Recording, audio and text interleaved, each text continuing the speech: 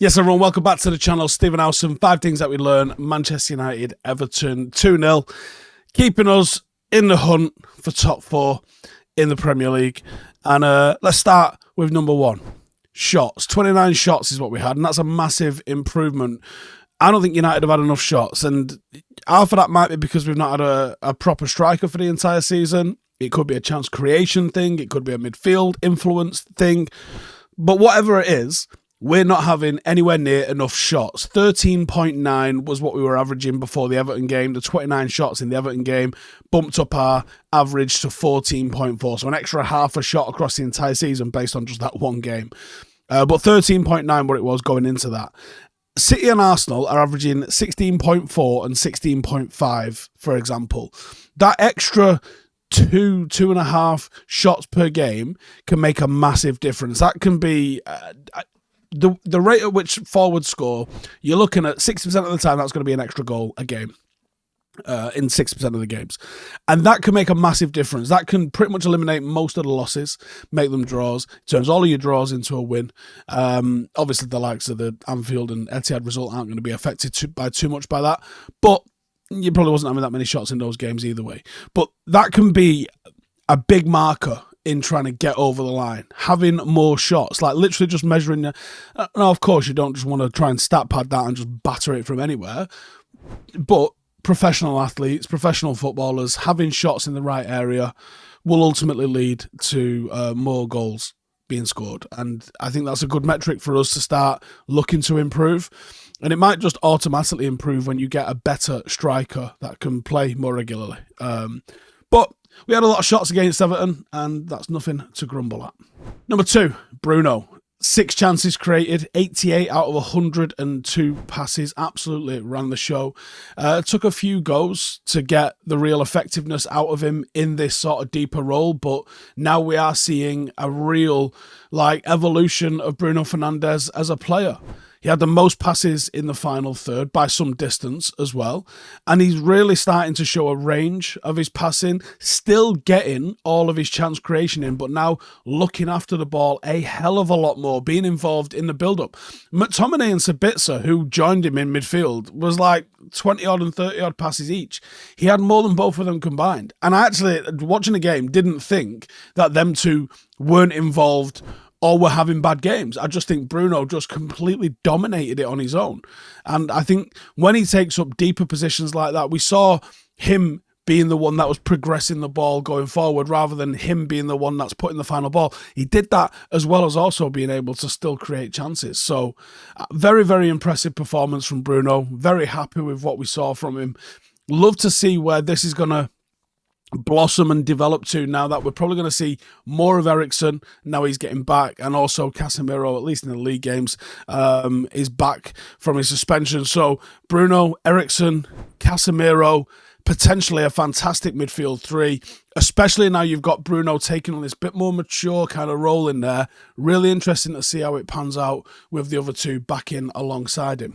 Number 3, SANCHO and Antony, as a little bit of a combined thing here. So they were both excellent outlets. Everton time and time again found them really hard to pick up, but I thought it was good and not great. I think they both need a little bit more risk.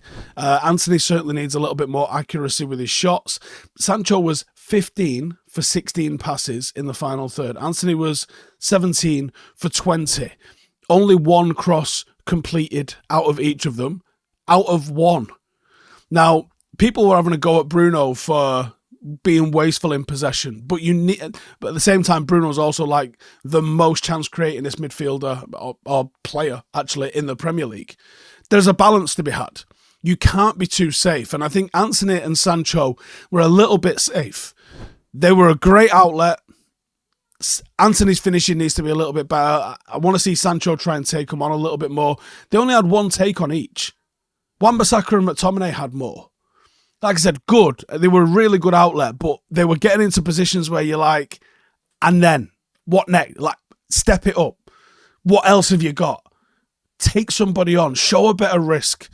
I know both of these players have got it in them. I don't know if it's a confidence thing. Someone's got to unlock it because both of them could be absolutely devastating. The performance against Everton, good, but not great. more room to go to for them. And I think that it was a good game for both of them, and one that they might be able to take confidence for. But to reach their potential, they're going to have to start playing with a little bit more risk. Far too safe from both of them. Number 4, Martial returns. So he scores a league goal before Weghorst. 10 appearances for Weghorst. And he sets up a really interesting decision for the gaffer in the summer. There's no doubt in Antony Martial's ability. The doubt is his injury record. There's been far better players with injury records similar to his that have had their careers thrown up and down by it. The problem is you cannot rely on injury-prone players.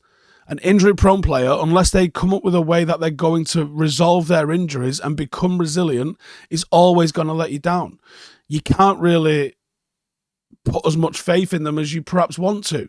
And I think with Martial, we get honey-dicked into thinking that he's going to come good for us. He's going to play X number of games a season, but he's not. And that's the frustrating thing. And that's what I think people miss with this. It's not about his ability. It isn't about the fact that he walks around sulking, because I legitimately don't give a fuck about that, because it doesn't affect how effective he is as a footballer.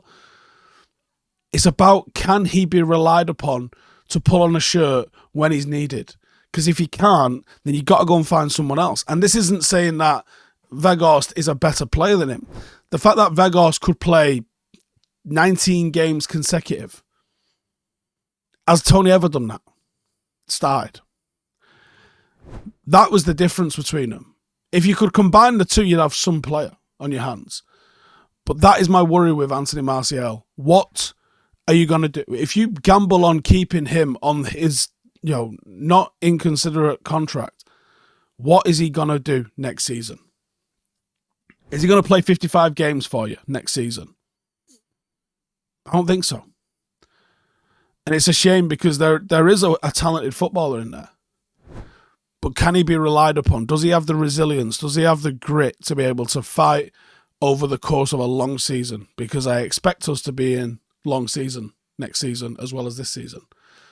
Now, him coming back in might be a bit of a blessing, because number 5, Rashford looked like he could be out for a little bit. So he's got a groin injury. We're obviously waiting on the scan, which will probably be today, and then we'll find out where he's going to go from there. How long is he likely to be out? Is it a week? Is it 2 weeks? Is it 3 weeks? Sometimes groin injuries aren't that bad, and you can get away with them. The problem, obviously, is when you've got to do any sort of lateral movement, a groin can just go on you like that. It's a worry with the amount of games Marcus has played. It's a worry that he's like 34% of Manchester United's goals this season. If it's a week off because it's a little bit of a tweak, won't be a big harm for us.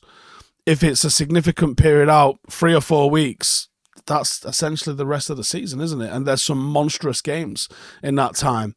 I worry about the distribution of goals across the United side.